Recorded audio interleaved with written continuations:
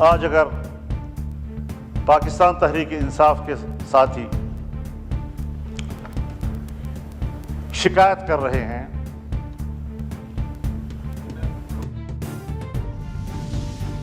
ان کا leader jail میں اس حالت میں ہے، اور چونکہ کل ہی آپ ملاقات کر چکے ہیں، ملاقات کر کے بھی آئے ہیں، تو اس ملاقات کی فوری خبر جو ان کی طرف سے آئی وہ واقعی قابل قبول نہیں ہو سکتی۔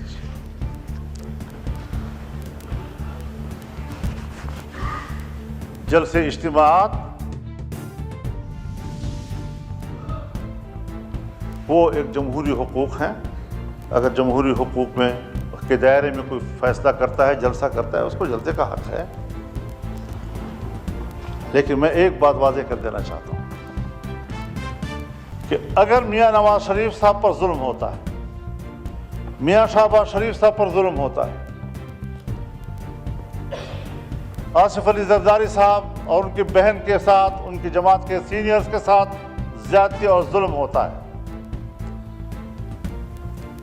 اور میں ان کے ساتھ شانہ بشانہ کھڑا ہوں، ان کے خلاف ہونے والے ہر قدم پر میں نے فرنٹ لائن پر لڑائی لڑی ہے۔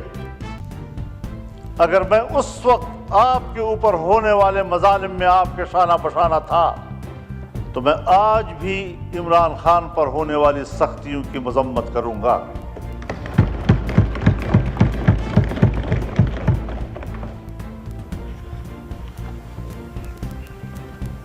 اس میں کوئی شک نہیں ہے کہ ایسے حالات پیدا کیے گئے کہ اپوزیشن تقسیم ہو جائے، لیکن میں نے نہ حکومت اور اپوزیشن کو تقسیم ہونے دیا ہے، اور نہ اپوزیشن کو آپس میں تقسیم ہونے دیا ہے، اور نہ پیپلز پارٹی اور مسلم لیگ کو آپس میں تقسیم ہونے دیا ہے۔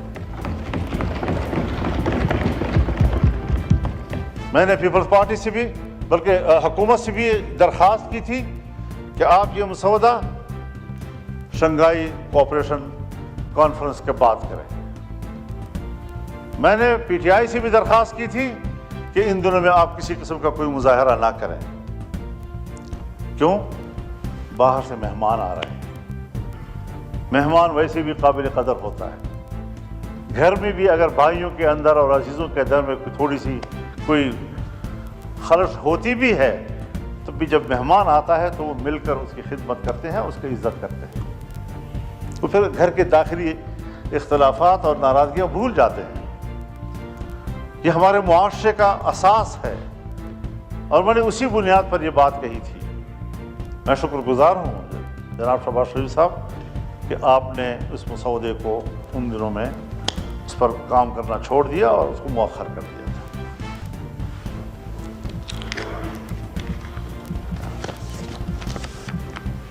ان کاوشوں سے اور ان تبدیلیوں سے اس آئینی ترمیم کا جو مفہوم اور جس کا تصور تھا وہ مکمل تبدیل ہو گیا۔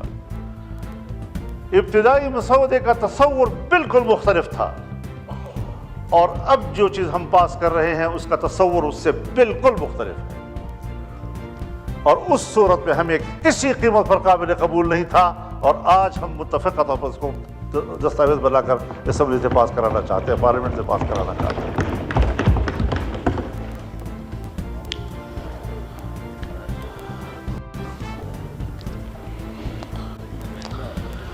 ہم آج بھی ایک بات کہنا چاہتے ہیں کہ عدالت کی تشکیل کے حوالے سے ہر چند کہ میں نے ایک آئینی عدالت کی بات کی تھی، لیکن جتنا بھی ہم نے محنت کی اور کوشش کی اور مختلف سٹیک ہولڈرز کے ساتھ بات کی، اس تصور پر اتفاق نہیں آ رہا تھا۔ کوئی کہہ سکتا ہے کہ وہ آئیڈیل ہے، اس طرح ہونا چاہیے۔ میں آج بھی اس نظریے کے ساتھ جنگ نہیں لڑ رہا ہوں، لیکن یہ جمہوریت ہے، انقلاب نہیں۔ انقلاب میں آپ یک لخت نظام کو تبدیل کرتے ہیں، لیکن جمہوریت میں آپ تدریجی اصلاحات کی طرف جاتے ہیں، تدریجی طور پر آپ اصلاحات لاتے ہیں۔ اس میں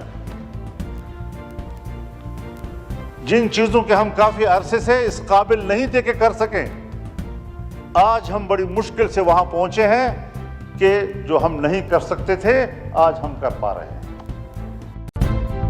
اسی طرح ہر طرح کی latest updates, breaking news, political news کے لیے ویڈیو کو لائک کر کے چینل کو سبسکرائب کریں اور بیل کے آئیکن پر لازمی کلک کریں تاکہ آپ رہیں ہر خبر سے باخبر۔